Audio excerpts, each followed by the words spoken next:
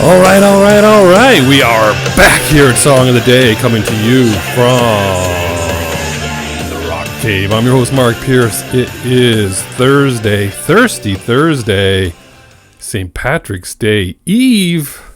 For those of you who are thirsty, you can get a head start. Tonight is your night. What's going on here? Yesterday, little John Cafferty and the Beaver Brown Band. That was good. Did you guys like that one? What are you guys listening to these days? So much good music. I hear it. I have a very short commute to work, only 10 minutes, but it just seems like there's always something that's got me going like, oh yeah, I should do that. Oh, that's a good one. That's a good one. Of course, it's heavy on early 80s, mid 80s, but so much good music out there, and I've lost track of who I've talk about. Trying not to repeat a lot, but I'm going to end up repeating for sure. You guys already know that. But anyway, I rely on my Twitter feed and news articles to tell me what kind of anniversaries there are, and I just try to keep up that way. And we've got a big concert coming up this Friday night with my family. We're going to talk about that. So stay tuned for that. Speaking of concerts, that Cure concert in the United States, tickets went on sale.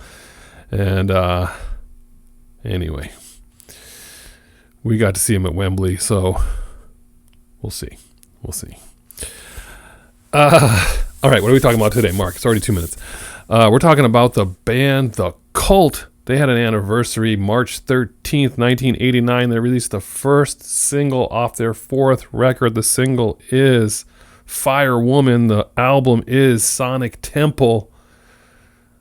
The Cult. Don't get them confused with Thrill Kill Cult with a K. Different band. My Life with the Thrill Kill Cult. Thrill Kill Cult for sure. The Cult were Death Cult before they were The Cult. And before that, the singer Ian Astbury was in a band called Southern Death Cult. Not to be confused with Death Cult or Cult. I remember shopping in the record stores and being like, The Cult. And you couldn't hear a lot of the music. You just didn't know. So sometimes you just had to go by the name of a band. That's why the name of a band is so important. Or their album cover. Judge a book by its cover. Yes. I don't know. So I didn't hear anything about The Cult until like the early 90s. So I missed out on some of this in that time. Anyway, this is a 1983 band, English band, and again, they were called all that first. And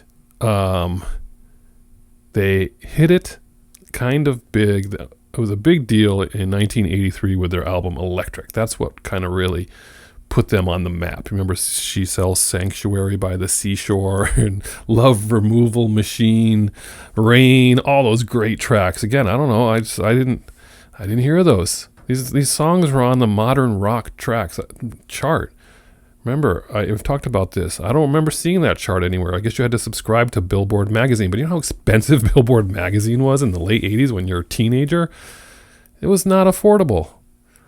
But if I had access to the modern rock track chart in the mid 80s to the late 80s, maybe I'd be a completely different person. I don't know.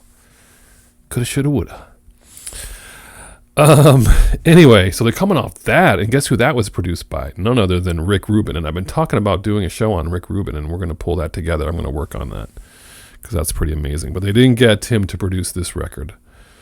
They actually got the Aerosmith sound engineer named Bob Rock to produce this. Bob Rock. Your name's Bob. Is that your real name, Bob Rock? I mean, your sound. You can only do one thing, right, Bob Rock? But anyway, so they recorded this demo in 88, a 14-track demo, and first person to do the drums on this demo is none other than Eric Singer. Remember Eric Singer? Eric Singer would later go to Kiss in 91 after the death of Eric Carr. So he played on a demo of this whole record, and they didn't go with it. So then they got a second demo, and that's with Chris Taylor. They did a whole album of that. And that one they decided not to do that. So then finally they get Mickey Curry, and that's who's on the record.